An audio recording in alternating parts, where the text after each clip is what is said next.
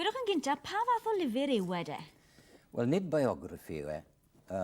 Mae'n fwy fel dyddiadur. A mae rhaid gweud y gwir bod man wedi cychwyn y llyfr, oedd rhaid darfod fe, mae'n mynd rhwyddo. Ac o'n i'n synnu pwy mor gywir oedd y llyfr. Ac i feddwl bod Philip Burton yn awr yn 87. Mae gofyn para'n dda, de? Mae gofyn yn wych. Felly dyddiadur o'i berthynas gyda Richard? Reit o'r cychwyn cyntaf? Ie. Chi'n gwybod, o'n i ddim yn deall bod y mor gariadus tuag at, o'n i'n gwybod yn gariadus tuag at Richard wrth gwrs. Ond tuag at Sybil, graig cyntaf Richard, o'r Rhondda gynt, a'r plant, a ni fel teulu.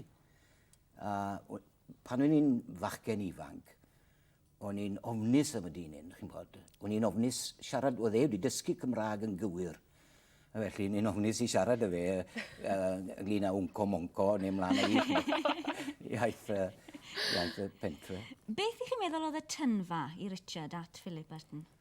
Oedd wedi gweld rhywbeth, chi'n bod. Mae Philip Burton yn dweud yn y llyfr, Richard once said, I didn't adopt him, he adopted me. A mae hwnna'n wir. Am rhaid rhoi ar record bod heb law cefnogaeth Philip Burton oedd wedi gwneud pethau'n hawsach i mrawd. Wy'n credu bydde wedi bod yn benseren ar diwedd y dydd, bydde wedi ffindio rwy Philip Burton arall. Ond mae rhaid dweud... Oedd Emlyn Williams, y diweddar Emlyn Williams, yn rhoi teyrngad yn St Martin's in the Field yn Llundain, yn dweud pan oedd wedi cwrdd â Philip Burton a Richard yn gwesti yn Gaerdydd gyntaf. A meddai fe, I realised that here was the unique schoolmaster playing Professor Higgins to a very male Liza Doolittle. Ac oedd yn wir, chi'n bod, oedd wedi dysgu fe i golli'r tyfodiaeth Gymraeg, ond wrth gwrs oedd yn Gymro i dy diwedd, fel chi'n gwybod, mrawd yn meddwl. Siwr oedd y teulu'n ymateb serch hynny i'r ffaith bod Richard wedyn wedi cymryd i enw fe? Ie. Wel, siarad yn, chi'n bod, hun, o'n llai na 15 oed yn hunan, ac o'n i'n falch iawn bod e wedi mynd gyda Philip Burton, ond o'n i'n ddig bod e wedi newid i enw. Mae rhaid gweud y gwir. Ond nawr, ys dim gwaniaeth nawr, mae lot fawr yn galw'r teulu nawr, Mr Burton, maen nhw'n siarad â fi weithiau, chi'n bod? Maen nhw'n meddwl bod y Burton mwy. Pam nath e gymryd enw felly? Pam? Beth oedd reswm Richard dros Wel, oed adeg yno, chi'n bod, oedd, gymrydwch chi Raymond Land o gysylltiad efo Raymond Jones oedd e. Oedd fel mwy o swank te fe. Chi'n bod i gael Jenkins mor... ordinary, Ydy yng Nghymru?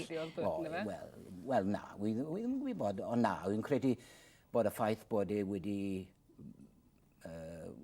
dod â fel ward, na'r ryswm, wy'n credu bod wedi mynd fel Burton.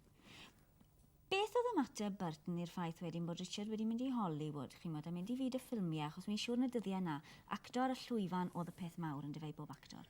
Wel, wrth gwrs, oedd yn falch iawn ar y dechrau, mae'n dweud hyn yn y llyfr, ond oedd wedi gwneud My Cousin Rachel, chi'n bod, gyda Daphne du Maurier ffilm, a wedyn ni Desert Rats a Rob, oedd y Rob yn wych.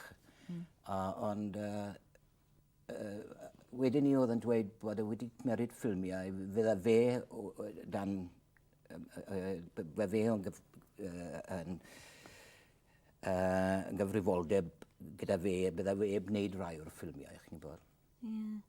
So achos mae'n gweud yn dod bod Philip Burton yn gweud bod Richard wedi yfed, jyst achos oedd e'n teimlo'n eag bod wedi gormod o ffilmiau drwg, ddim wedi gwneud mwy o waith theatr. Na i farn yn y llyfr hyn, a wy'n credu bod rhywbeth yn hwnna. Ie, chi'n cytuno da hwnna? Ie, ydw.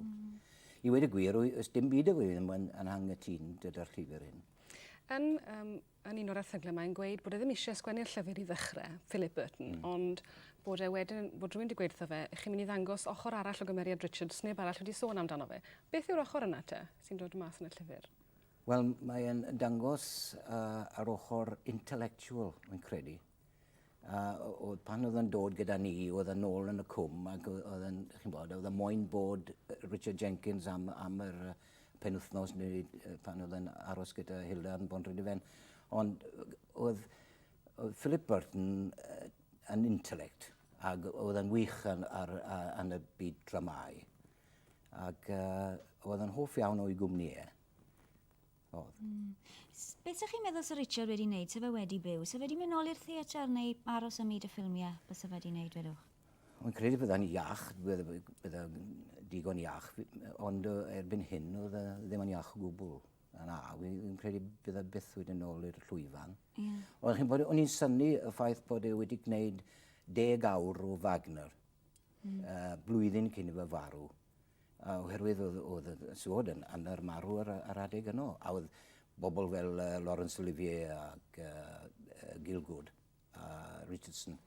A dim ond cameo parts oedd gyda nhw yn y raglen fawr un. Ac o'n credu un o'r pethau gorau wedi gwneud. Wrth gwrs, mae'r berthynas rhwng Richard ac Elizabeth Taylor yn un o'r carwriaethau mwyaf ail hanner yr 20fed ganrif am hwnni. A mae wedi ysgrifennu dan hyfryd yn y llyfr. Yn hyfryd. Ydy. Ond wrth gwrs, chi'n bod, mae'r fenyw yn parhau i fod yn un o'r teulu. Mae'n dwlu mynd i Bonrhydyfen a Brafan ymlaen â'i. Oedd e'n dimlad chymod pan o'ch chi'n cwrdd â nhw pan o'n nhw da'i gilydd bod nhw yn bobl arbennig erbyn hynny, neu jyst eich brawd chi a'ch waranghyfraith chi oedd Elizabeth? Wel, yn hanodd iawn i ddweud bod nhw'n bersonoliaeth cyffredin, neu fe. Ond gyda'n brawd oedd dim problem, ond oedd yn hanodd i fi gyda Elizabeth nawr hefyd, pan o'n gwrdd â hi'n nawr. Ydy e'n sôn am y berthynas yn y llyfr o gwbl Philip Burton, achos nath e greu rhyw fath o strach yn dod i ddechrau? Ar ôl yr Rifain, yr busnes yn Rifain gyda Elizabeth, oedd e'n siarad â Richard am 2 flynedd, mae'n dweud hyn yn y llyfr. Ac oedd e'n ddim yn cydfyn ar peth o gwbl. A o'n i'r un peth, wrth gwrs, fel teulu. Gyda dawel Richard i brau gynta, dy fe gyda Elizabeth Taylor? Oedd e'n agos iawn i ni, Sybil Williams oedd ei gynt. Ac ond beth gall chi'n neud? Mae'n frawd, mae gwaed yn dewch na dŵr, yn dwi? A fel wedwch chi erbyn hyn, Elizabeth yn dal yn un o'r teulu? Ydy. Ac yn canu'n Gymraeg hefyd o'ch chi'n gweithio fi gyda fe? Ie, chi wedi clywed y stori yna.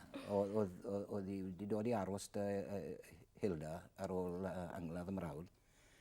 Ac wedi trefnu limousine o Aberafan a'r boi Johnny nhw'n ni'n nabod ac mae'n Gymro di-Gymraeg. A meddwn ni, listen, this lady who's a big star and she can sing in the language of heaven and you can't. Does she? You better bet so. A mae'n canu ar lan y môr, mae'r rwsys cochio. A oedd hwn yn dweithio i wythnos diwedda, you know, I still live on that and wine and dine on that day I picked you up in Swansea and took you to Pontrhydyfen. Wi'n siŵr i fod e. Diolch yn fawr iawn i chi am ddod mewn i siarad am y llyfr yma.